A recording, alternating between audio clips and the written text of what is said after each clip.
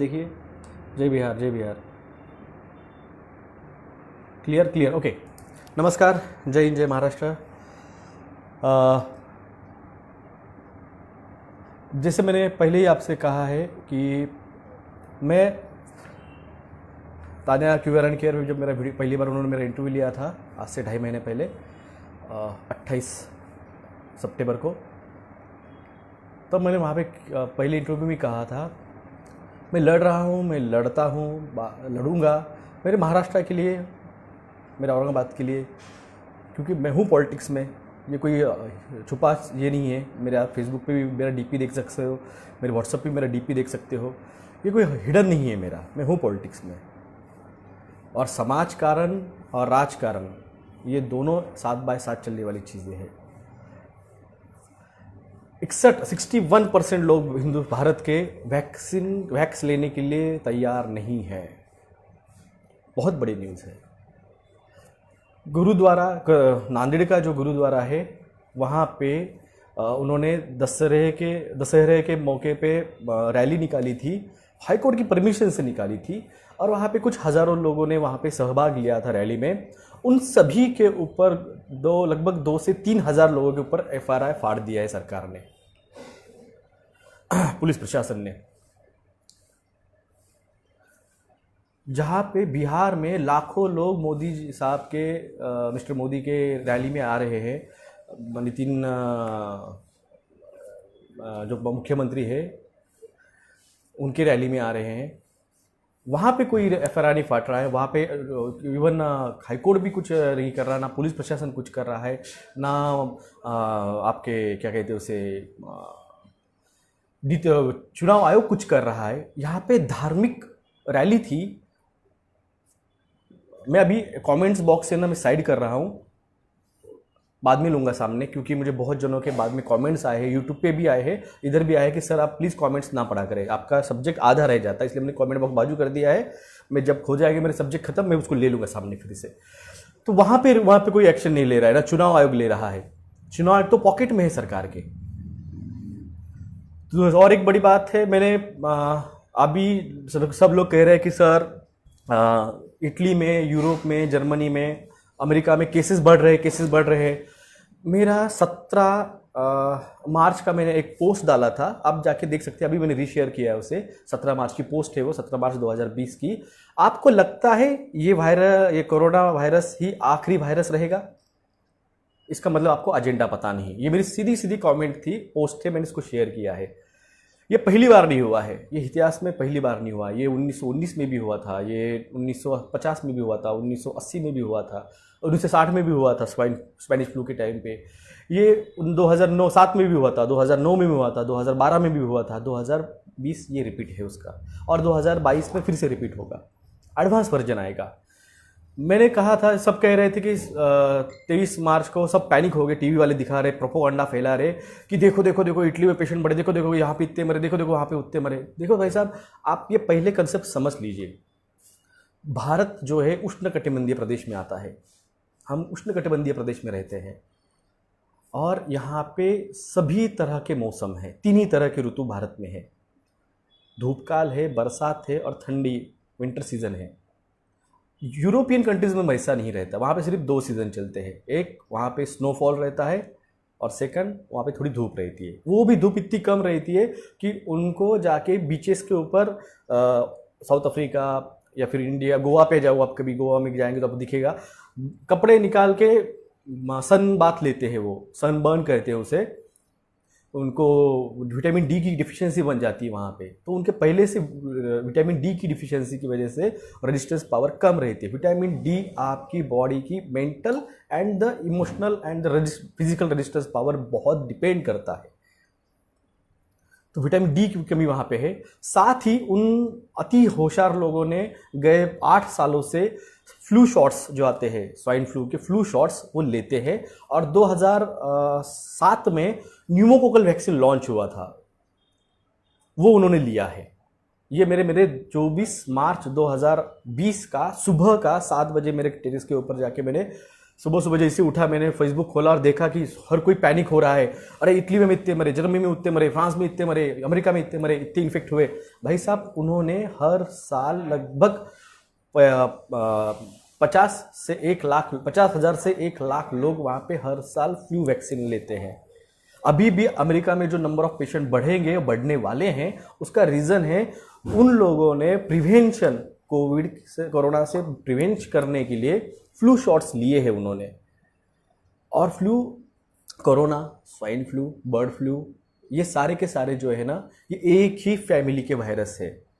एक ही फैमिली आती है, जैसे आपके जो कांजने आते हैं या फिर जिसको आप हर्पिस नागिन कहते हैं, ये हर्पिस सिम्प्लेक्स और हर्पिस जोस्टर्स, ये हर्पिस ग्रुप के दोनों ही वायरसेस है, जिसको आप नागिन कहते हैं या फिर कांजनिया, चिकन पॉक्स कहते हैं। दोनों भी एक ही फैमिली के हैं। उसी तरह से कोरोना फैमिली के ही ये कोव2, कोविड, सार्स, सारी और स्वाइन फ्लू, ये सारे एक ही फैमिली के हैं।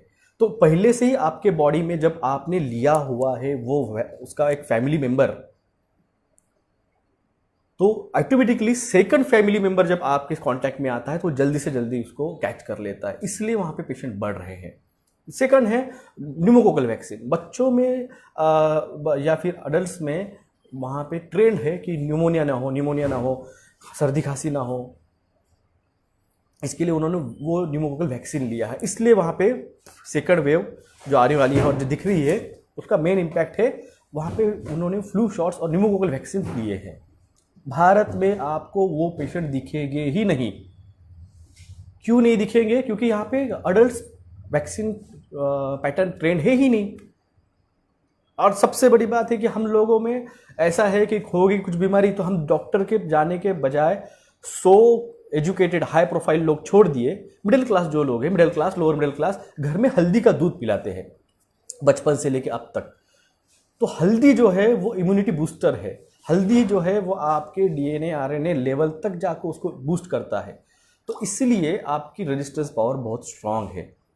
अब ये जो आने वाला नया है कोविड का वैक्स, ये उन पे ज़्यादा इम्पैक्ट कर पाएगा, क्योंकि उनके अंदर जो आपके जो खाने में आप जो गरम मसाले यूज़ करते हैं, जो आप हल्दी यूज़ करते हैं, जो आप मीरा, कड़ी पत्ता, ये जो हर्बल चीज़ें जो है ना, ये चीज़ें एक्चुअल में इम्यूनिटी बूस्टर है।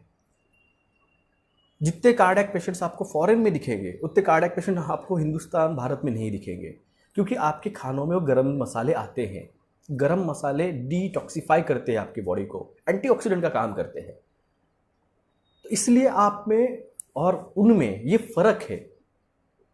सरकार क्यों फेल हो गई है प्रोपेगेंडा फैलाने में भारत में? क्योंकि भारत में ऐसा कोई भी आदमी, कोई भी फैमिली नहीं है कि जिसके घर में गरम मसाले 1 चम्मच दिन में यूज ना हो। ऐसी एक भी फैमिली नहीं आती है। कोई भी गरीब से गरीब रहने दो या अमीर से अमीर रहने दो, उसके घर में गरम मसाले का 1 चम्मच तो भी दिन में यूज होता है। गरम मसाले आपकी बॉडी को डिटॉक्सिफाई करते हैं। इसलिए हमें ये वायरस सर और इनके बारे में डरने की जरूरत नहीं है। और एक बात कही है मैंने, हर बार भूल जाता हूं मैं बताना, इसलिए आज स्पेशली बोलता हूं। भारत के जितने भी बड़े नेताओं हैं, जितने भी ब्यूरोक्रेट्स हैं टॉप के, उन पे चाइना की इंटेलिजेंस ब्यूरो नज़र रखे हुए है। ये बात 1.5 महीने पहले की है। मैं 1.5 महीने से हर बार भूल रहा हूँ इसके बारे में बात करने। ये बहुत बड़ी न्यूज़ आई थी, वो न्यूज़ मैंने शेयर भी की है 1.5 महीने पहले, वो भूल गया हूँ बात करना। भारत के नेताओं पे, भारत के टॉप ब्यूरोक्रेट्स के ऊपर, भारत के इंटेलिजेंस एजेंसी पे ही चाइना की इंटेलिजेंस एजेंसी नज़र रखे हुए है। और उसी की वजह से जब लोकसभा में सवाल जवाब का सेशन था तब लोकसभा अध्यक्ष ने कहा था कि हम चाइना के ऊपर यहाँ बात नहीं कर सकते हैं। भाई लोकसभा में भी अगर आप चाइना की बात नहीं, सवाल नहीं उठा सकते हो, तो क्या हम यहाँ पे बैठे बैठे यूट्यूबर और फेसबुक के लोगों ने उठाने चाहिए सवाल? चाइना पे लाल आंख दिखाने की नौबत तो दूर रही, बाजू रही, चाइना ही भारत के सरकार के ऊपर नजर रखे हुए, इंटरनल नेताओं के ऊपर और उनके ब्यूरोक्रेट्स के ऊपर। ये बात आप समझिए। और एक है न्यूज़ जो इलॉन मस्क है, उसकी न्यूज़ आई है, उसने फिर से कहा है कि ये कोविड का जो वैक्सीन है ये मेरे फैमिली को मुझे नहीं लेना है। उसने फिर से एक इंटरव्यू में बोलते बोलते बोल दिया है। तो ऐसी क्या है इसमें प्रॉब्लम? सब कहते हैं कि बात आप एक करते हो, आप धर्म की बात करते हो और बाद में कहते हो कि मुझे कोई जैन, हिंदू, मुस्लिम, सिख, ईसाई कोई नहीं चाहिए, मुझे भारत के लिए काम करने वाला चाहिए, और आप बाद में एंड में आप खुद हिंदुत्व के बारे में बात करते हो। देखिए, बात ये है, बात मैं जो कर रहा हूँ ये मेरी पर्सनल नहीं है, और मैं आखिर में जो बात करता हूँ वो एक वॉर है, रिलीजन वॉर, जो धर्म और अधर्म का है। आप मानो या ना मानो, मैं डॉक्टर हूँ, मैं साइंटिफिकली भी बात करता हूँ, वायरसेस है और उसका क्या इम्पैक्ट है, किस तरह से उससे बच सकते हैं और उसका क्या इम्पैक्ट होगा। वैक्सीन की इंग्रेडिएंट्स के बारे में बात करता हूँ। कल मैंने उसका पोस्ट शेयर किया है, रिलीजियस एग्जम्पशन जो चाहिए, अमेरिकन कोर्ट का जो जजमेंट है उसकी एक कॉपी मैंने यहाँ पे शेयर की है। उसकी कॉपी आप ले सकते हो, रिलीजियस एग्जम्पशन के बारे में। तो मैं साइंटिफिकली भी बात करता हूँ, मैं अध्यात्म की भी बात करता हूँ, क्योंकि मैं थोड़ा हूँ बिलीवर। और कुछ लोगों ने कल कमेंट्स किए थे कि ये जो है ये सच की बात नहीं करता है, ये डॉक्टर बी आर अम्बेडकर साहब के जैसा नहीं है, वो साइंटिफिकली बात करते हैं। साइंटिफिकली बात तो मैं भी करता हूँ, मगर सबसे बड़ी बात, आप कृपया करके मुझे डॉक्टर बी आर अम्बेडकर साहब के साथ कंपेयर ना करें, मुझे किसी के साथ भी कंपेयर ना करें। मैं इंडिविजुअल हूँ, वैयक्तिक हूँ, डॉक्टर विलास गोवर्धन जगदाड़े इंडिविजुअल हूँ मैं, मेरे जैसा दुनिया में कोई नहीं है, मैं अकेला हूँ। उसी तरह से डॉक्टर बी आर अम्बेडकर साहब वो अकेले थे, उनके जैसा कोई नहीं। हर कोई जो है वो इंडिविजुअल था, भले ही कोई भी रहने दो, हिटलर रहने दो, मोदी साहब रहने दो, या कोई भी रहने दो, इंडिविजुअल है। आप वो उसके जैसे आप नहीं हो ये नहीं कह सकते हो, वो इंडिविजुअल है, यही तो खास बात है। और एक बात है, आपके डीएनए आरएनएज का डाटा स्टोर कर रहे हैं, ये एक बैंक के वॉल के ऊपर पोस्ट था, मैंने शेयर किया है। अब बैंक को क्या लेना देना आपके डीएनए और आरएनए के बारे में डाटा कलेक्शन करने के लिए? क्योंकि आपके डीएनए आरएनए एक पर्टिकुलर जिस तरह से बार कोड रहता है, आप कोई भी सामान खरीदते हो तो उसके पीछे बार कोड रहता है।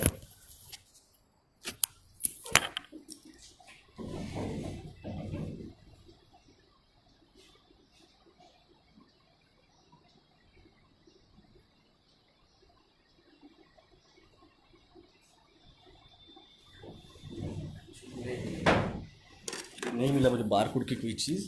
हाँ मिली, सॉरी, ये हेडफोन का ही बॉक्स है, बारकोड रहता है हर चीज़ के, हर इसके पीछे एक बारकोड रहता है। तो ये बारकोड जो ये यूनिक है, ये इसी बॉक्स के लिए, इसी चीज़ का ये बारकोड रहेगा। तो आपको सिर्फ उसको स्कैन करना है, और जब आप जाते हैं परचेज करने, उसको स्कैन करता है, वो डाटा नंबर उसका ऑटोमेटिक प्रिंट होता है। आप जब गूगल पे करते हो तो आप स्कैन करते हो, आप पेटीएम करते हो तो आप स्कैन करते हो, तो उसका एक इंडिविजुअल बार कोड है। इस डब्बे का ये नंबर है, ये इंडिविजुअल है। उसी तरह से आपके बॉडी का डीएनए आरएनए वो आपका इंडिविजुअल बार कोड है, और ये वो चुरा रहे हैं, ये डाटा जो है वो चुरा रहे हैं। जो आपके स्वैप टेस्टिंग हो रही है, एक्चुअल में आपके जो भी 1.5 करोड़ 2 करोड़ जो भी स्वैप टेस्ट हुए हैं, 1.5 से 2 करोड़ लोगों का डाटा उनके पास जा चुका है। आपके नाम, नंबर, एज के साथ गया हुआ है, किस सिटी से हो, वो पूरे के पूरे बैचेस।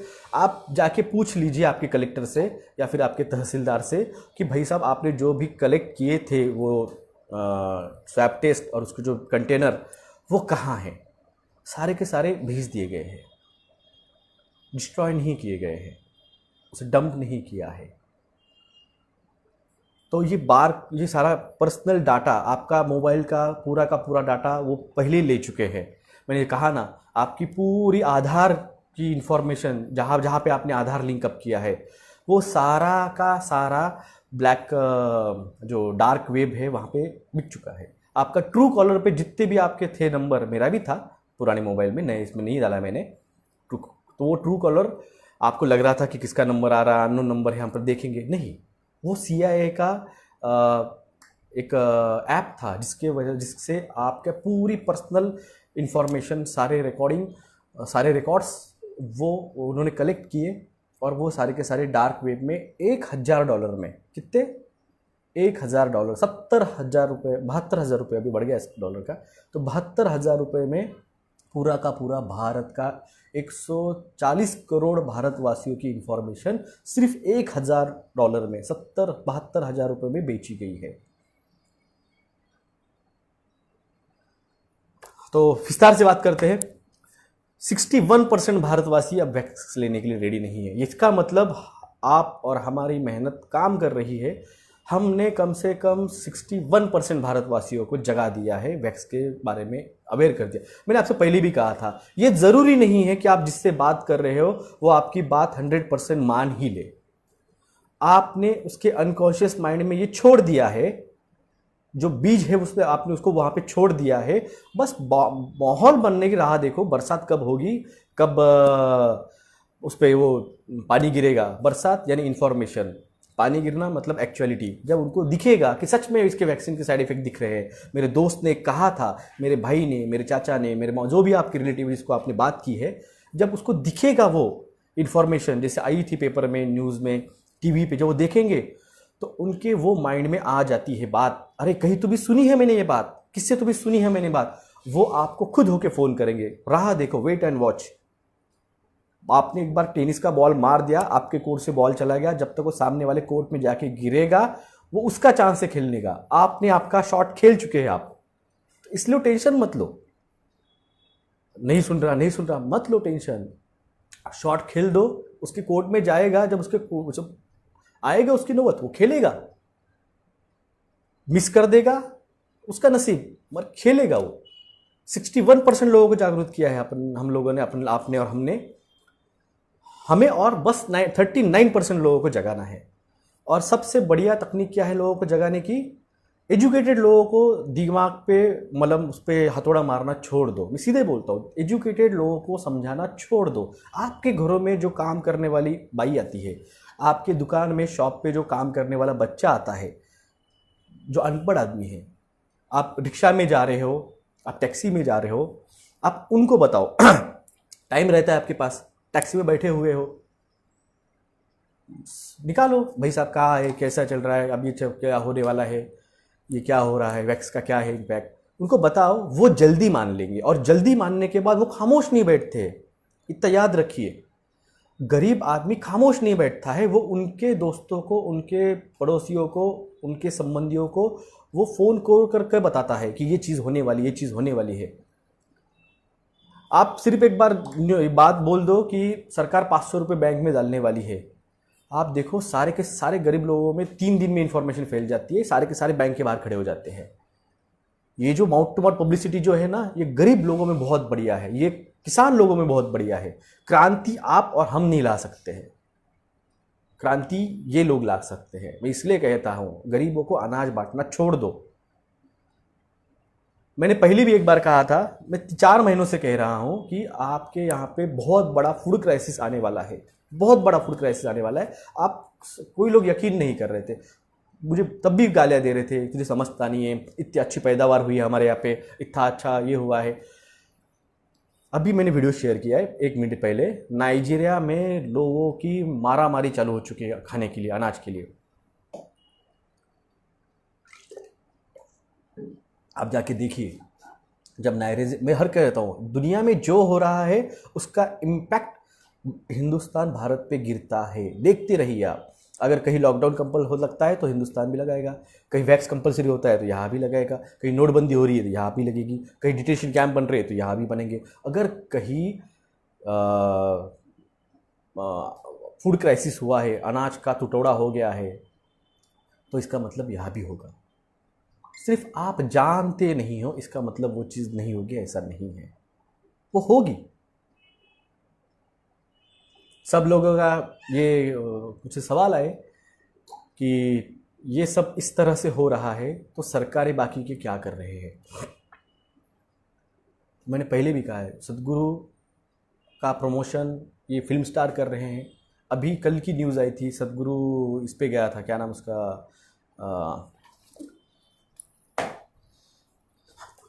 विल स्मिथ से मिलने। सदगुरु रणवीर कपूर से इंटरव्यू लिया है, सदगुरु का करण जौहर के साथ इंटरव्यू है, सदगुरु का कोई फिल्म स्टार उनके क्यों प्रमोट कर रहे हो आप? समझो क्यों प्रमोट कर रहे हो? श्री श्री रविशंकर हो चुके, रामदेव बाबा हो चुके, अब नया गुरु मार्केट में आया है। कैसे क्या आ गया ये उन क्लब के मेंबर्स है। मैंने एक बार कहा था कि पोप जो है वो वैक्स को प्रमोट करते हुए वैक्स को सभी को लगाना चाहिए, उन्होंने कहा वो उस क्लब के है। तो कुछ मेरे क्रिश्चियन दोस्तों को, बहनों को बुरा लग गया, बोले नहीं तुम ऐसी बात नहीं कर सकते हो। मैं सदगुरु की भी बात कर रहा हूँ, मैं मेरे धर्म के भी लोगों की बात कर रहा हूँ जो उस क्लब के मेंबर है। आप नहीं हो, आप और मैं नहीं हूँ उस क्लब में। ये बताओ, आप उन गरीबों को बताओ कि 1 नवंबर से उनके घरों में जो अनाज आने वाला है, जो रेशन का अनाज आने वाला है, जो किसानों को, जो आपके घर में आने काम वाली बाई को, जो टैक्सी ड्राइवर को, उनको जो अनाज मिलने वाला है वो बायो फोर्टिफाइड ऑब्लिक जीएमओ है। उनको कैंसर सबसे पहले होने वाला है, वो सबसे पहले लाइन में आने वाले हैं। मुझे सब कहते डॉक्टर कि डॉक्टर लोग तो नहीं मान रहे, डॉक्टर लोग तो सुन नहीं रहे। अच्छी बात है, मत मानने दो, मत मानने दो उनको लेने। फर्स्ट लाइन ऑफ डिफेंस वो है। मैंने पहले भी कल की वीडियो में भी कहा था, फर्स्ट लाइन ऑफ डिफेंस वो है। जब उनको वैक्स लगेंगे, जब पुलिस ऑफिसर्स को wax, class 1 DYSP, pi, PSI, इनको जो वैक्स लगेंगे, जब वो डैमेज हो जाएंगे, कुछ भी हो सकते हैं साइड इफेक्ट उसके, 140 तरह के साइड इफेक्ट है, कुछ भी हो सकता है, इंस्टेंट डेट उसमें साइड इफेक्ट है, होने दो उनको। जब उनको नहीं होगा तब तक बाकी के डरेंगे नहीं और हमारे साथ आएंगे नहीं। हम तो पहले से डरे हुए हैं, इसलिए तो हम आपको उसको विरोध कर रहे हैं। हम तो उनको होने दो, समझाओ मत, उनको लगे रहने दो। धंधे कर रहे, पैसे कमा रहे, करने दो उनको। वैक्स जब लगेगा, जब मोनोक्लोनल उसमें कंटेंट रहेगा, जब mRNA रहेगा, जब आपका लूसीफरेज एंजाइम रहेगा, होने दो। मैंने कहा अभी हमारा काम क्या है? जो जागना चाहता है, जागना कौन चाहता है? जो गरीब है, जिसकी स्लेट जो रहती है, जो पार्टी रहती है, वो पूरी तरह से कोरी है, उस पर आप जो भी लिखोगे वो एक्सेप्ट कर लेगा। एजुकेटेड लोग नहीं मानेंगे। और आप ये भी देख लीजिए, मैं हर वीडियो में कहता हूँ, मैं एजुकेटेड लोगों के लिए बात ही नहीं कर रहा हूँ। जिसको सुनेगा वो सुने। मैं एजुकेटेड लोगों को पीछे नहीं लगता हूँ, क्योंकि वो तो सिर्फ 30 या 35% या ज़्यादा से ज़्यादा हुआ तो 35% रहेंगे। मगर अभी भी भारत में 65 to 70% लोग खेती में हैं, किसानी है, किसान के बेटे हैं। आप समझे? तो आपको सिर्फ उनको बताना है कि आप जाके आपके गांव के किसान को, आज पंजाब जाग चुका है, आज हरियाणा आधा जाग चुका है, आज राजस्थान आधा जाग चुका है, बहुत बड़ी अचीवमेंट है। अब वही अब उनके दोस्तों को बताएंगे, अब वो भी उनके गांव देहात में जागेंगे। हमें सिर्फ इन 70% को बचाना है। वो जो 30% अति होशियार, 1.5 इशारे में कहता हूँ, उनको लेने दो। वो कहते हैं गरीबों को मार डालो, लेने दो उनको ही मरने दो, हमें क्या करना है? थैनोस, अगर आपने मूवी देखी होंगी तो Thanos first end game picture में चुटकी से 50% पॉपुलेशन मार डालता है। फिर नेक्स्ट लास्ट मूवी जो आई है एवेंजर्स की, उसमें वो रिवर्स करते हैं और जो मारने आया था थैनोस और उसकी टीम, उसको ही मार डालते हैं। तो ऑटोमेटिक हम मरे या वो मरे, 50% मारना टारगेट है ना, तो हम बच जाते हैं। भाई तुम्हें लेना है तुम ले लो, जो उनका टारगेट है वो ऐसे भी पूरा हो जाता है। सही है कि नहीं? क्या गलत कह रहे हैं? वो हमें मारना चाहते हैं, उसके वजह हम बच जाते हैं, वो ले लेंगे तो वो मर जाएंगे, तो उनकी मर्जी है। हमें नहीं मरना है, हमको बचना है। जिस तरह से नेचुरल हम बॉर्न हुए उसी तरह से नेचुरल मरना चाहते हैं। Life is nothing but the journey from birth to death. तो हमें नेचुरल मौत मरना है, हमें अनैसर्गिक मौत नहीं मरना है, कैंसर से और रेडिएशन से और EMF से। तो ये कंसेप्ट समझ लीजिए, ये है मेन है। 61% को आंकड़ा बढ़ा के हमें किस तरह से 75% तक लेके जाना है। जो बाकी बचे हुए 25% है, वो तो लेंगे यार। तुम कितना भी समझाओ उनको तो सिर्फ इंजेक्शन लेके उनको पिक्चर के थिएटर में जाना है, उनको लेके एयरप्लेन में बैठ के फॉरेन घूमने जाना है, उनको लेके 5 स्टार में जाना है, उनको लेके पब्स में जाना है, उनको लेके करोड़ों रुपए कमाना है, उनको उनके जॉब पे जाके। जो चाहते हैं भाई, पैसा अगर सब कुछ है ना तो वो लेंगे, और पैसा अगर सब कुछ नहीं है, फैमिली, रिलीजन, बच्चे, फ्यूचर, जिसको हम मानते हैं वो नहीं लेंगे। अगर वो आंकड़ा हम अगर 61 से और थोड़ा 10% 15% बढ़ा लेते, 75%, तो सरकार को वो जो कंपलसरी लाया करने का जो है माइक्रोचिपिंग का डिसीजन सरकार को चेंज करना पड़ेगा। दुनिया में हमेशा इतना याद रखिए, पॉजिटिव निगेटिव हर साइड रहती है। तो जो निगेटिव है, हाँ हम निगेटिव है, हम उस चीज़ के लिए निगेटिव है। आप पॉजिटिव है ना, आप ले लो यार, बिल्कुल ले लो। हम आपको फोर्स कर रहे हैं क्या मत लो? नहीं, आप हमें फोर्स मत करो लेने के लिए। अगर आप जाते हैं खाना खाने किसी शादी में या पार्टी में, वहाँ पे बुफे रहता है, वहाँ पे आपको जो चाहिए आप लेते हो, जो नहीं चाहिए उसको आप हाथ नहीं लगाते हो। फिर भी अगर आपका कोई नज़दीकी दोस्त रहेगा, वो लेके आता, नहीं ले ले ले ले ले, उसने परोस दिया है तुम्हारे थाली में, तुम नहीं खाना चाहते तो नहीं खाते हो, तो आप लेना चाहते हो तो लो, हमें कोई प्रॉब्लम नहीं। हमें नहीं लेना है तो आप हमारे डिग्रीज के ऊपर, हमारे धर्म के ऊपर, हमारे बिलीफ के ऊपर सवाल मत उठाओ। हमने आपके उठाया है क्या अकल के ऊपर? आप अकल के अंधे हैं, कहा है कि हमने नहीं कहा है ना। तो हमारे डिग्रीज, हमारे बिलीफ क्या है, ये हमारे पास रहने दो। आपने भी वही मेडिकल साइंस की बुक पढ़ी थी जो कि मैंने पढ़ी है। Alternation in the DNA and the genes may have a chances to alter a chromosomal structure। या आपने भी पढ़ा है, मैंने भी पढ़ा है। आपने सिर्फ पढ़ाई करने के लिए पढ़ा था, मैंने इसको एक्सेप्ट कर लिया ज़िंदगी में। और उन जो जेनेटिकल मॉडिफाइड सीड से और जो वैक्स जो डीएनए आरएनए चेंज कर सकता है, मैं नहीं ले रहा हूँ। आपने एग्जाम देके पढ़े हैं, आप उसके ऊपर करोड़ों रुपए कमा रहे हो, कैंसर हॉस्पिटल खोल दिया आपने, रेडिएशन कर रहे हो, कीमो कर रहे हो, एंटीवायरल दे रहे हो। क्या रोल है मुझे बताइए वायरल फीवर में? आपको सबको पता, सब डॉक्टर्स बैठे हैं यहाँ पे, सबको पता है। सिम्टोमेटिक रहता है पूरा मरे वायरल फीवर। अगर बुखार आता है तो बुखार की गोली देनी चाहिए, अगर वीकनेस आता है तो डिहाइड्रेशन हुआ है तो ORS दीजिए, या फिर IV फ्लूइड लगाइए, मल्टीविटामिन टॉनिक दे दीजिए, मल्टीविटामिन इंजेक्शन दे दीजिए IV फ्लूइड में। अगर आपको कफ होता है तो एक कफ सिरप लिख दीजिए। अगर उसमें स्पूटम्स निकलता है हरे कलर का, वाइट कलर रहा था, नो टेंशन, हरा रहा पीला रहा तो एंटीबायोटिक लिखना पड़ेगा। अगर कफ ही नहीं है और सर्दी भी नहीं है तो आपको सर्दी की भी गोली नहीं देनी पड़ेगी। तो ये बात थोड़ा समझो। आपने जो पढ़ा वो मैंने पढ़ा, आप किस ट्रैक पे चल रहे हो वो आपकी मर्जी है, मगर मेरा ट्रैक गलत है ये बोलने का आपको हक नहीं है। मैं आपको नहीं बोल रहा हूँ, आप मुझे भी मत बोले। और जो बेचारे जिन लोगों को मेडिकल पता नहीं है, अगर वो सुन रहे हैं और वो मान रहे हैं, तो आप उनको भी मत भड़काइए कि गलत बात है। आप एक साइड बात कर रहे हो, मैं दूसरी साइड की बात कर रहा हूँ। मैं आपके साइड को गलत थोड़ी कह रहा हूँ, करो आप, मगर आप हम जो कह रहे हैं उसको भी आप गलत कहना छोड़ दीजिए। एक डॉक्टर विलायत गलत हो सकता है, एक डॉक्टर कोठारी गलत हो सकते हैं, डॉक्टर टुमाने गलत हो सकते हैं, डॉक्टर कैरी मैडिज गलत हो सकती है, डॉक्टर बटर जो है वो गलत हो सकते हैं। मगर जर्मनी के 14,000 डॉक्टर्स, बेलारूस के 500 डॉक्टर्स, इटली के 600 डॉक्टर्स गलत नहीं हो सकते हैं।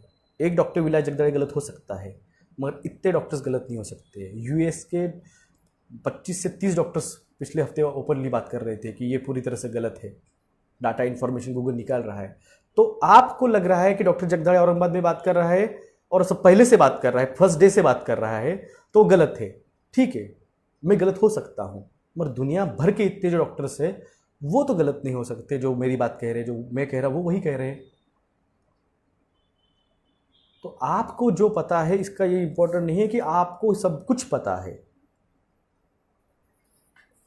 ये बात आप स्प्रेड कीजिए, लोगों को बताइए। लोगों को 1 नवंबर से अनाज जो है वो किसानों में जो है GMO जाने वाला है। अब मैं आपको फिर से कहता हूँ, मैं जो भी आपको इन्फॉर्मेशन दे रहा हूँ अगले 6 महीने में क्या क्या होने वाला है उसकी सब दे रहा हूँ। आपको 4 महीने पहले कहा था मैंने फूड क्राइसिस आएगा।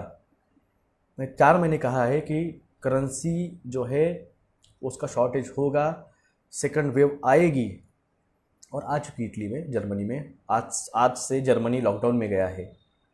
आज 27 तारीख है ना, आज से ही जर्मनी लॉकडाउन में गया है। सबको मैं कहता हूँ डॉट्स जोड़ो, डॉट्स जोड़ो। आप एक न्यूज़ 4 दिन से 3 दिन से सुन रहे हैं, महाराष्ट्र के लोग, खास करके महाराष्ट्र के बैठे हुए सब सुनिए। आप 3 दिन से एक न्यूज़ सुन रहे हैं, फडणवीस साहब को कोरोना हुआ, फडणवीस साहब को कोरोना हुआ, फडणवीस साहब एडमिट हो गए। सुन रहे आप सेकंड न्यूज़ भी सुन रहे हैं, अजित पवार साहब को कोरोना हुआ, अजित पवार साहब को कोरोना, अजित पवार साहब घर में बैठ के काम कर रहे हैं। दोनों के दोनों रात के 5:30 बजे सुबह शपथ विधि ली थी इन लोगों ने, याद रखना। नवंबर में इन्हीं 2 लोगों ने शपथ विधि ली थी, मुख्यमंत्री उप मुख्यमंत्री की, और दोनों के दोनों एक साथ कोरोनाग्रस्त हुए हैं। डॉट जोड़ो।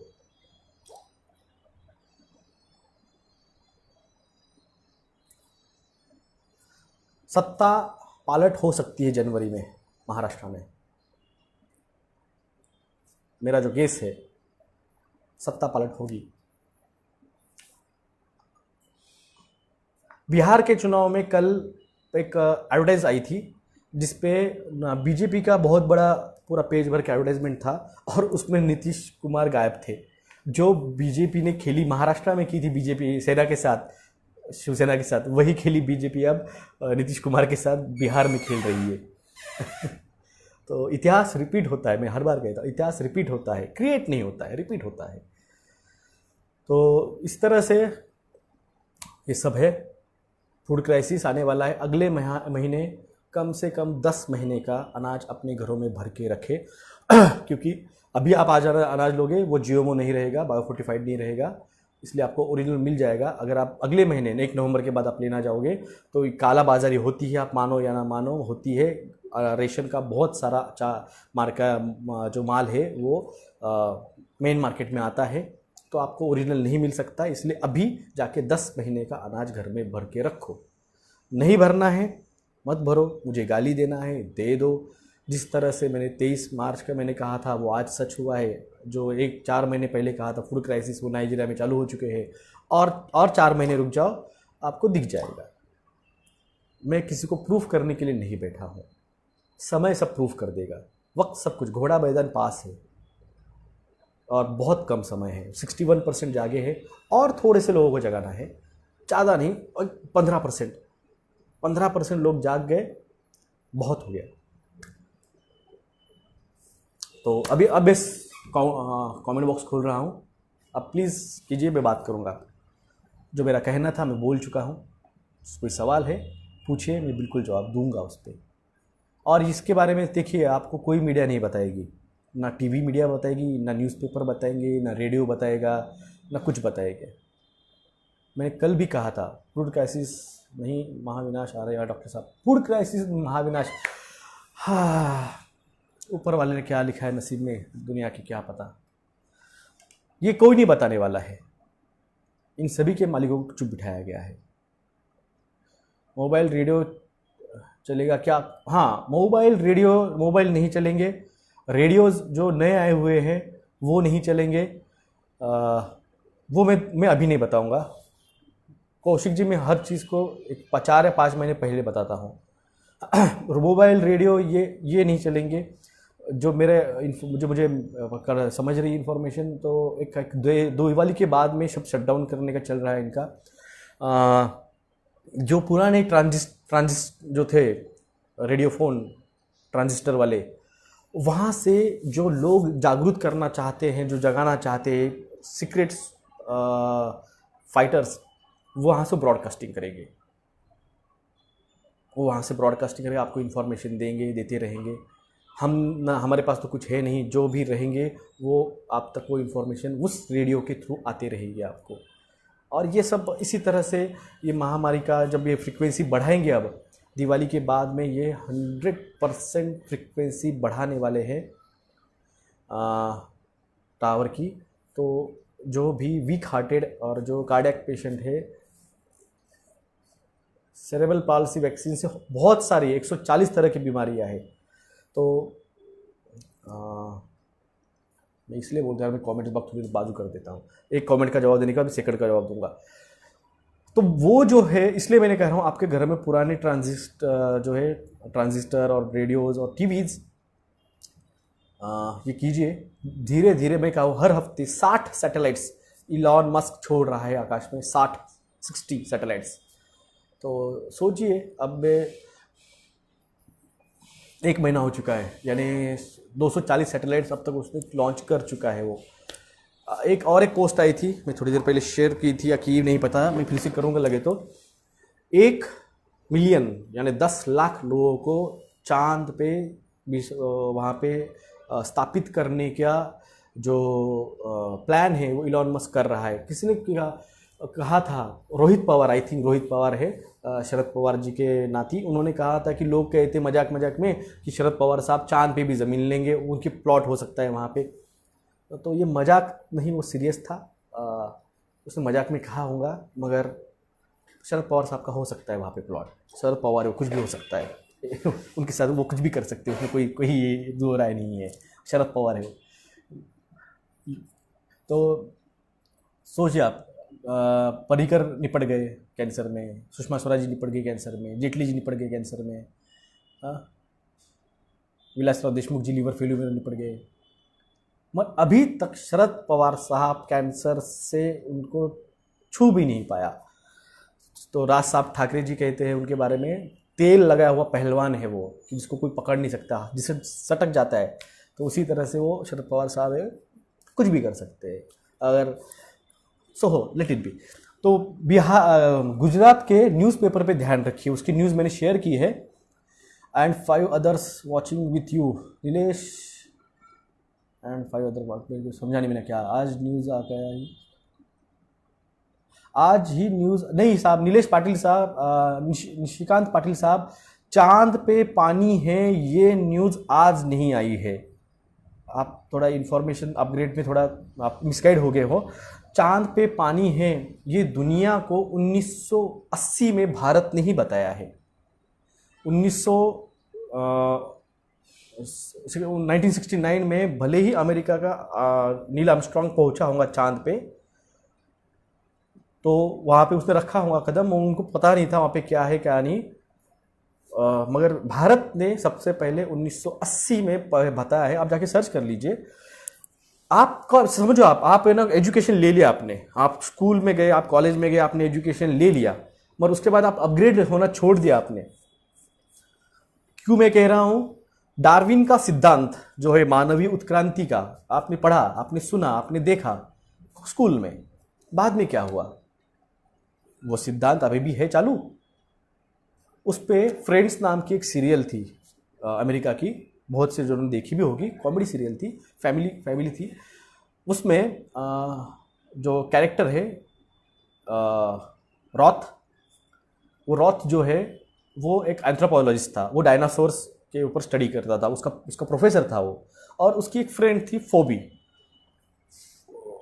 क्या, फीबी कुछ तो भी नाम था उसका। तो एक सीन में उसने कहा था कि डार्विन का सिद्धांत जो है उत्क्रांति का वो 100% है। तो वो चैलेंज लग जाता है उनके अंदर, और वो चैलेंज में उसको वो इस तरह से कन्विंस कर डालती है कि डार्विन का सिद्धांत नहीं हो सकता है 100% प्रूफ।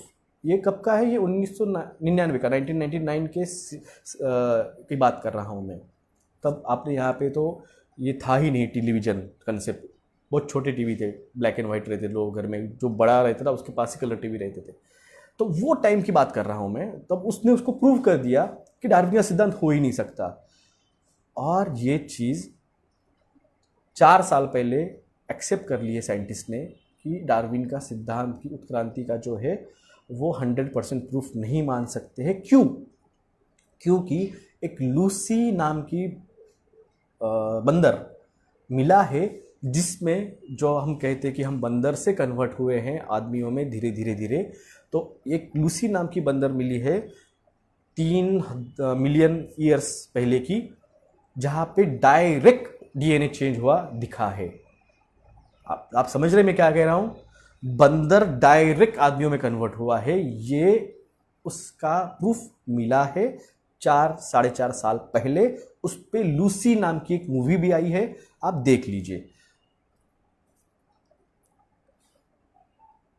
तो ये आप समझिए बात को। बिलीफ जो है, अब जिस जिस दिन उन्होंने गॉड पार्टिकल ढूंढने के लिए न्यूजीलैंड में प्रोजेक्ट किया, उस थ्योरी में जो उन्होंने किया था, दो पार्टिकल्स का ब्लास्ट, सूरज की रोशनी से दोनों को एक साथ ब्लास्ट किया, और जब वो हुआ तब उन्होंने ये भी एक्सेप्ट किया है कि बिग बैंग से दुनिया नहीं बनी है।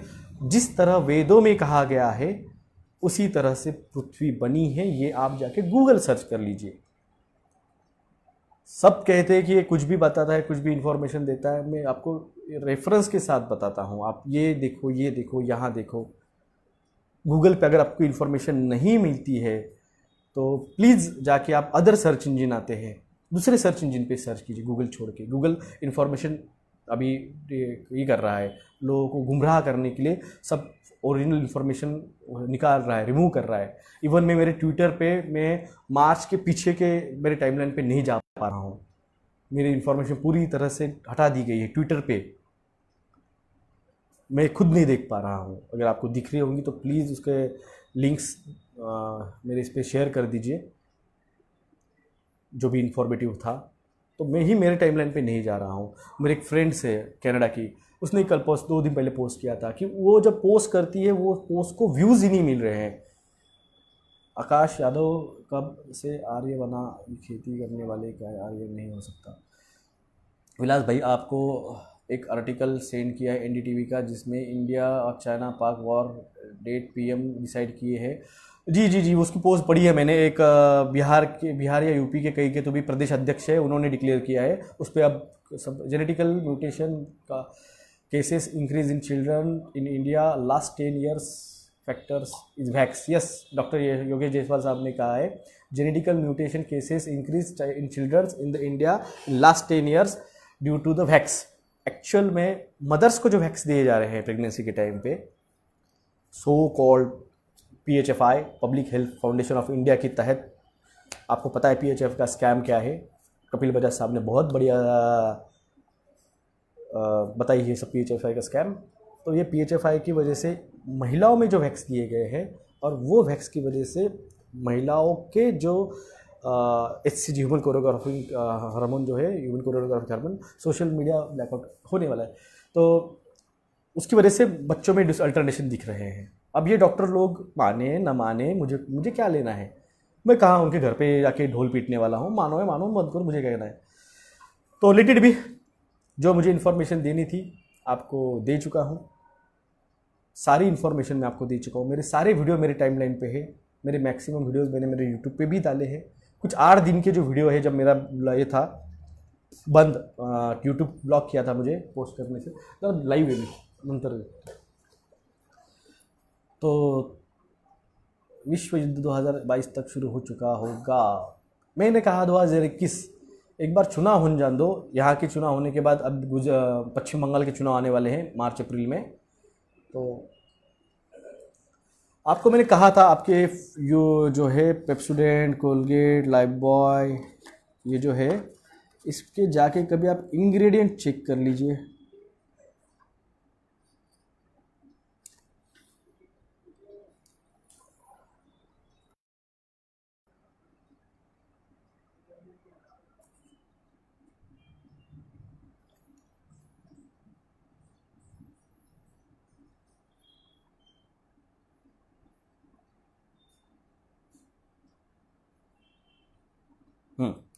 ये देखो, ये जो टूथपेस्ट के इंग्रेडिएंट्स है, saccharin, sodium saccharinate, sodium bicarbonate, phosphate, tetrasodium monofluorophosphate, silicate, titanium, lauryl sulphate, sodium lauryl sulphate, sorbitols. ये सारे के सारे इंग्रेडिएंट्स आप ना आप देख लीजिए।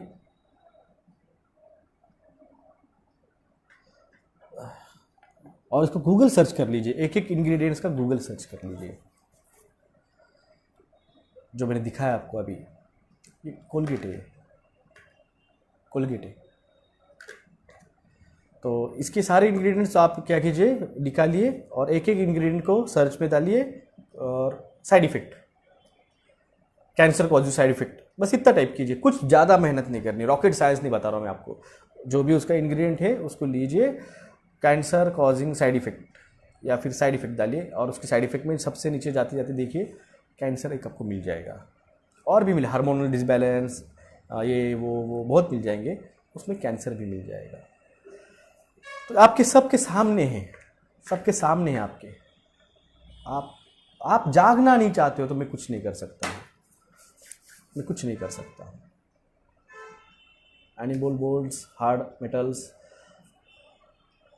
होतात कोलगेटमध्ये, यस रहते हैं सर। सुमित कुमार जी, मैंने वही तो कहा है, नाइजीरिया में फूड क्राइसिस स्टार्ट हो चुकी है, उसका वीडियो भी मैंने शेयर किया है। जो चीज़ आपको मीडिया ने बतानी चाहिए, जो चीज़ आपको पेपर ने बतानी चाहिए, वो मैं आपको इकोनॉमिकल भारत किस तरह से बनने वाला था, एक तरह से विश्वगुरु, और किस तरह से ये नोटबंदी ने हमें गड्ढे में डाल दिया, एक लॉकडाउन ने गड्ढे में डाल दिया। मैंने परसों एक फ़ोटो शेयर किया है, वर्ल्ड बैंक की मीटिंग में हमारे भारत के आरोग्य मंत्री बैठे हुए हैं, सारे के सारे टीवी के ऊपर, या सारे के सारे उनके सामने एक टीवी के डिस्प्ले पे सब अपने अपने बॉक्स में बैठे हुए हैं, एक एक बॉक्स में एक एक, बिना मास्क के। और हमारे भारत के आरोग्य मंत्री जो कि खुद एक डॉक्टर, एमबीबीएस डॉक्टर है, वो टीवी के सामने मास्क लगा के बैठे हैं। हाय रे मंदबुद्धि, सामने बैठा हुआ कोई भी मास्क लगाया वाला नहीं था, क्योंकि क्या टीवी के सामने हो, कैमरामैन आपसे 15 फुट दूर रहता है, कैमरा लगा हुआ है, कैमरा से वायरस नहीं जाता है, मगर लोगों को बेवकूफ़ और डराने के लिए, प्रोपोगंडा फैलाने के लिए लगे पड़े हैं। और हम भी लगे पड़े हैं उनके पीछे, हम भी बजा रहे तालियां, हम भी बजा रहे दिए, हम भी बजा रहे ढोल, रैलियों में शरीक हो रहे लाखों लोग, तो प्रॉब्लम नहीं। धर्म के लिए दसरे के रैली निकाली तो वो प्रॉब्लम हो गया, 3000 लोगों को एफआईआर फाड़ दिया। मंदिर नहीं खोल रहे हो, मस्जिद नहीं खोल रहे हो, गुरुद्वारे नहीं खोल रहे हो, क्यों? उनको डर है, क्योंकि लोग जब साथ आएंगे, जब लोग भीड़ में आएंगे और वो होने के बाद भी कुछ नहीं होगा। 35 करोड़ लोगों को कोरोना होके गया है। कितने? ऑफिशियल आंकड़ा सरकार का, मेरा नहीं है, मैंने कल पोस्ट शेयर की है। 35 करोड़ लोगों को कोरोना होके गया है, ऑफिशियल आंकड़ा है। अगर ये सोच लो, अगर उनके टेस्टिंग स्वाबिंग में आता था ना, तो वो तो बाप क्या कर डालते थे पता नहीं। जो कुछ लोग मरे हैं, 70,000 80,000, जो कि रेमडेसिविर और फ्लेविविर और इन्हीं के इन्हीं मेडिसिन के साइड इफेक्ट से मरे हैं। विलास भाई, सदगुरु एक तरफ सेलिब्रिटी के साथ बैठा है, दूसरी तरफ गॉड कॉन्शियस के बारे में बात करता है। नहीं, ढकोसला है, सब ढकोसला है, पैसे कमाने का धंधा है। 1.5 करोड़ के बुगाटी पे घूम रहा है अभी वो, समझे आप? 1.5 करोड़ की बुगाटी पे घूम रहा है अभी वो यूएस में। और हम यहाँ पे याचिका करने के लिए पैसे नहीं है तो चुपचाप बैठे हुए हैं। बिहार इलेक्शन, मैं कहा ना, ये प्रोपोगंडा है, ये प्रोपोगंडा है। आप लोगों को ये प्रोपोगंडा इस बार फुल फ्लेज में चल रहा है। अगर इस बार खड़े हो गए, इस बार अगर भारत खड़ा हो जाता है, देखो मेरे एक फ्रेंड्स थी यूएस की, उसके साथ मैंने बात की थी मैसेंजर पे, उन्होंने उसके वॉल पे भी डाला था। इस पर मैंने कहा था कि we try to awaken 300 million peoples and they are awaken. Punjab में लगभग 10 से 12 करोड़, हरियाणा में आधा हरियाणा और राजस्थान आधा राजस्थान, और भारत भर में सब कुछ मिला के 30 से करोड़ के लोगों को तो हम जगा चुके हैं। एक्चुअली आज जो आंकड़ा है 61% लोग अगर रश नहीं कर रहे वैक्सीन लेने को, इसका मतलब हम तो 600 मिलियन लोगों तक हम पहुँच चुके हैं। आप, मैं, कोठारी, बीआरसी साहब, कुमारी साहब, आज़ाद साहब, इसका मतलब हम कम से कम 60 करोड़, 60% मतलब एक 70 करोड़ के आसपास लोगों तक हम पहुंच, 700 मिलियंस को हम जगा चुके हैं। ये न्यूज़ बाहर नहीं आने देते हैं वो। अगर ये न्यूज़ मीडिया में चली जाएंगे ना, फॉरेन मीडिया में, लोग बवाल कर डालेंगे। तो इसलिए मैं सभी फॉरेनर फ्रेंड्स जो है, जो मेरे साथ अभी है, आपकी जो फॉरेन फ्रेंड्स है, उनके लिए आप प्लीज़ ये शेयर कीजिए, जो न्यूज़ में डालता हूँ वो प्लीज़ आपके वॉल पे शेयर कीजिए, वहाँ के लोगों को ये बताइए। मैं अभी जो कहा से 61% पीपल वैक्सीन नहीं ले रहे, तो आप वहाँ पे आपके पोस्ट कर दीजिए 700 million peoples are awaken in India, do not get vax, ये डाल दीजिए आप आपके वॉल पे, जो खास करके फॉरेन के हैं, जो जर्मनी, कनाडा, रशिया, इंडोनेशिया यहाँ पे है, जो सुन रहे हैं मुझे। आप ये अगर पोस्ट डाल देते हैं और वहाँ के अगर लोगों को पता, जर्मनी के अगर लोगों को पता चल जाए कि 700 मिलियन 700 मिलियन 70 करोड़ लोग भारतवासी वैक्स नहीं ले रहे हैं, बवाल हो जाएगा दुनिया में। फार्मा, सिर्फ एस्ट्राजेनेका का एक पेशेंट मर गया ब्राज़ील में, हो गया था। अगर यही बात अगर मार्केट में जाती है, इनका जब इकोनॉमिक क्राइसिस, ये कंपनियों का बैकबोन क्या है? पैसा। इनके पास बहुत पैसा, इनको लगता है हम बहुत पैसे वाले, हम पैसे से कुछ भी कर सकते हैं। पैसा सब कुछ कर सकते हैं आप। देखो फिर आपके शेयर मार्केट जब कोलैप्स हो जाएगा तो पैसा क्या चाटोगे? जब ये सब इनको पता चल जाएगा कि लोग जाग रहे हैं और इन करोड़ों रुपए इन्होंने इन्वेस्ट किया, ये बर्बाद होने वाला है, तो देखो कैसे पैनिक होते, किस तरह से मोदी साहब लगी दरादन मैंडेटरी वैक्सीनेशन, लॉकडाउन, ये सब ज़बरदस्ती करवाते। इसका मतलब वर्ल्ड बैंक के साथ और गेट्स फाउंडेशन के साथ पूरी तरह से इन्वॉल्व हो चुके हैं। Sir you are doing great job sir, sharing your videos on and WhatsApp. Thank you. तो आप ये समझिए, आपको लगता है कि आप शेयर करोगे तो कुछ फ़ायदा होता नहीं, लोग सुनेंगे नहीं, भाई साहब नहीं रहता ऐसा। हम 10 साल से ट्राई कर रहे हैं, 10 साल बाद आज कम से कम इतने लोग तो सुन रहे हैं हमें। यही अगर मैं 10 साल पहले हम सोचते थे, डॉक्टर चक्रवर्ती सर और डॉक्टर सुब्रमण्यम सर, हम तीनों गए 10 साल से जगा रहे हैं, 10 साल से। चक्रवर्ती सर तो मेरे पहले से, वो तो सीनियर है मेरे से, मेरे पहले से बजा रहे। वही तो भी 2008 में पास आउट हुआ, 2010 में एक्टिवली फेसबुक पे आया, तब तक 2 साल जनरल प्रैक्टिस करता था मैं।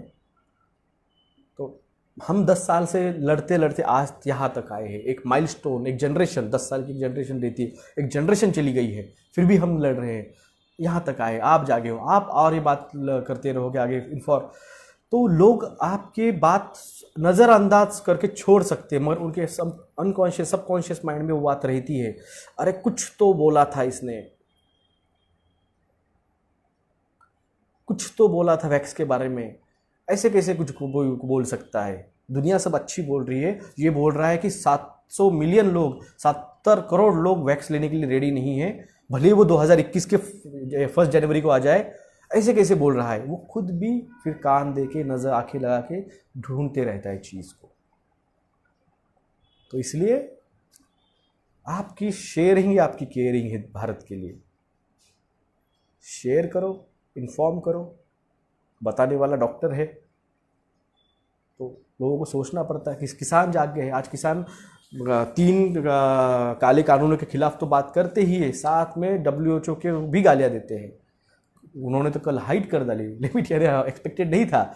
मोदी का तो जलाया, अदानी का और अंबानी का भी पोस्टर, उनका भी पुतले जला दिए, बहुत बढ़िया। ये एक्सपेक्टेड नहीं था। ये कहा ना 70 करोड़ लोग 1 नवंबर को रास्ते पे आएंगे तो रिवॉल्यूशन हो जाएगा। प्रिंस घोष साहब, मैं वही कह रहा हूँ, आप आपके जिला कार्यालय के सामने चले जाइए, आपके जिसको आप आप चले जाइए, आपके जहाँ के तहसील रहेगा वहाँ पे आप चले जाइए, कलेक्टर ऑफिस के सामने चले जाइए, आपके साथ जो रहेगा जिसको आप पता नहीं है वो भी वहाँ पे आएगा, मिल जाएंगे। कोई आपके लिए आने नहीं वाला है दोस्तों, आपको ही जाना होगा। एक अर्जी लेके जाओ, जाते वक्त एक अर्जी लेके जाओ, अपने घर के, अपने गली के, अपने मोहल्ले को बोल सकते चलो तो चलो, उनके साइन लो एक कागज पे, उसकी जेरोक्स निकाल लो, जेरोक्स अपने साथ रखो, कलेक्टर ऑफिस के सामने जाओ। 1 नवंबर को संडे आता है, अगर कोई आता है तो भाई साहब ये हमें आंदोलन किया रहे थे, यह हमारी अर्जी है, उनको दे दो। नहीं लेते हैं तो एक आधा घंटा, 1 घंटा, आधा घंटा भी जाके वहाँ पे अपने अपने जो बैनर बनाना है बैनर बना लो। बैनर शेयर किए हमने पुराने, इसके किस तरह से है वो दिखा दो। आधा घंटा करो, 1 घंटा करो, आपकी मर्जी। वीडियो बनाओ, फोटो निकालो, शेयर करो मुझे। मैं पूरे दुनिया में जितने मेरे फ्रेंड्स हैं, फॉरेन फ्रेंड्स, उनको शेयर करता हूँ। दुनिया को पता तो चले कि भारत के लोग जागरूक हुए हैं। आपको लगेगा किसी का कोई होगा, कोई लीड करेगा, कोई लीड नहीं कर रहा है, आप ही लीड हो। आप ही इस आंदोलन के लीडर हो। आप ही लीडर हो, कोई लीडर नहीं है यहाँ पे, आप ही लीडर हो। तो इसलिए, और आज कुछ लोग कहते हैं कि सर हमको जेल में डाल देंगे, सर हमको लाठीचार्ज करने के लिए कुछ वायलेंस करना पड़ता है। ये नॉन वायलेंस मूवमेंट है, डिसोबीडियंस जो है, असहकार आंदोलन है, नॉन कोऑपरेट मूवमेंट। मास्क आपका वायरस रोक नहीं सकता है। लॉकडाउन से, नोटबंदी, सॉरी, लॉकडाउन से जो इकोनॉमिकल क्राइसिस हुआ, ये प्लान था। इसीलिए तो जो pandemic and the economical crisis act, उसका नाम दिया गया है अमेरिका में। खुद ही खड़ा होना, मैं वही कह रहा हूं, आप ही लीडर हो, कोई लीडर नहीं है, आप ही लीडर हो इस आंदोलन के। आपके ही कंधों पे है ये। जहाँ पे हो वहाँ के, आपके तहसील के सामने चले जाओ। पॉम्पलेट्स जो हैंडबिल जो है, उसका फॉर्मेट हमने कल शेयर किया है, उसका प्रिंट आउट निकाल लो, उसको प्रिंट छापो। 300-350 रुपये में 1000 पॉम्पलेट बनते हैं। 300-350 रुपये में 1000, यहाँ का जो रेट है, मुझे पता नहीं आपके वहाँ पे क्या रेट है। 300-350 रुपये में 1000 पॉम्पलेट बनते हैं। आप जाके पेपर को, उसको डाल दीजिए। आज 27 तारीख है, अभी आपके पास कम से कम 4 दिन का पीरियड है। 2 दिन आप डाल दीजिए। अलग अलग एरिया में जाके 1000 पॉम्पलेट जाएंगे, यानी 4000 लोग अगर पढ़ लेंगे, 4000 लोग 4000 ग्रुप्स में बात करेंगे, तो 200-150 भी आ जाते हैं उस दिन आपके तहसील पे और आपके कलेक्टर ऑफिस के सामने। वीडियो बनाओ, शेयर करो, फेसबुक पे डालो, ट्विटर पे डालो, हमें डालो, हम शेयर करेंगे। यूट्यूबर्स पे जाएंगे, न्यूज़ यूट्यूबर्स शेयर करेंगे। तो आप इस आंदोलन का चेहरा हो। यहाँ पे चेहरा कोई नहीं है, आप ही चेहरा हो इस आंदोलन का। ये आपके बच्चों के लिए आंदोलन है, ये आपके भविष्य के लिए, आपके बच्चों के भविष्य के लिए आंदोलन है। क्योंकि अगर वो वैक्स लग गया तो आपकी आने वाली सारी जनरेशन चेंज हो जाएगी, डीएनए आरएनए। जिस तरह से मैं लूसी के बारे में कह रहा था, वो जो कंसेप्ट है कि आदमी बंदर से बना, नहीं, उसका डीएनए आरएनए ही उस लूसी का चेंज किया। वो फर्स्ट थी जिसका डीएनए आरएनए म्यूटेट किया गया बॉडी, और वहाँ से आदमी का जनरेशन चेंज हो गया है। ये एविडेंस मिला है, सर्च कर लेना। बाद में लगे तो मैं भी आपको सर्च करके डाल दूंगा लूसी के बारे में। तो ये समझिए आप, ये जो है डीएनए आरएनए चेंज करने वाला वैक्सीन, ये कोर्स चेंज कर रहा है। जैसे बंदरों का कोर्स चेंज हो गया एक लूसी के, वहाँ से वो एक लूसी मिली, उसके जैसे और भी कितने रहेंगे बंदर जहाँ से आदमी जन्मा है।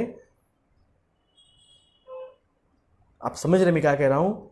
हम सब बंदर हैं, और जो वैक्स लेंगे उनका डीएनए आरएनए चेंज होंगे उनके अगले जनरेशन में, तो हम बंदर तो बंदर रह जाएंगे, और जिसका लिया है उसका नेक्स्ट जनरेशन आगे किस तरह से रहेगी, वी डोंट नो, हमें नहीं पता है। मे बी हम स्मार्ट है बंदर से, क्योंकि वहाँ पे लूसी मिली थी, हम स्मार्ट बन गए। अब हमारा जो कोर्स आएगा, may be hypothalamus, thalamus, pituitary gland, उसको कंट्रोल करके माइक्रोचिप किया जाएगा और कंट्रोल किया जाएगा। तो स्मार्ट स्लेव्स उनको मिलने वाले हैं। तो ये बात समझिए आप, हम क्या समझाना चाहते हैं। ज़ोंबी डांस, यस, मैंने कहा है ज़ोंबी डांस। जब आदमी को इमोशंस ही नहीं रहेंगे, अगर मुझे चींटी काट रही है और मुझे दर्द हो रहा है, पेन हो रहा है, तो मेरे सेंटर में उसके सेंसेस जा रहे हैं, तो मैं उसको मारूंगा, उसको हटाऊंगा। मगर अगर मुझे सेंस ही नहीं हो रहा है, वो काट रहा है, नहीं काट रहा है, मुझे केयर है अभी, मुझे चिंता है अभी, इसलिए मैं बात कर रहा हूँ। अगर मुझे चिंता ही नहीं रहेगी किसी की, इमोशन लेस हो जाऊंगा, तो फिर किसको भी मारो, किसको भी काटो, कोई फर्क नहीं गिरने वाला है। ज़ोंबी डांस ही है नो, एक तरह का।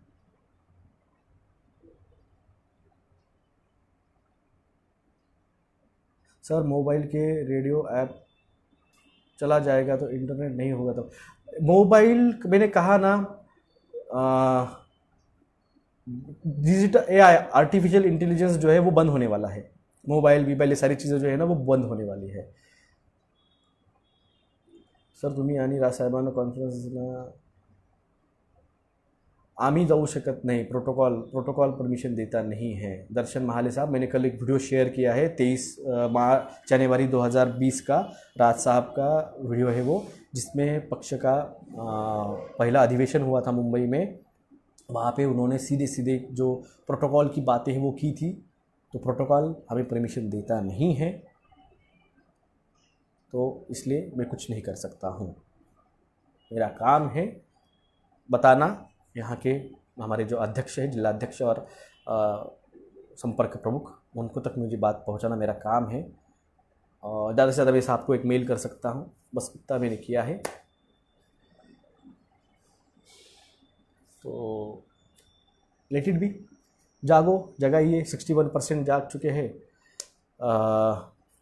अब आप मैंने कहा आप शेयर करो प्लीज़, जो इन्फॉर्मेशन है मैं और भी दूंगा आपको। धन्यवाद। जय हिंद, जय महाराष्ट्र।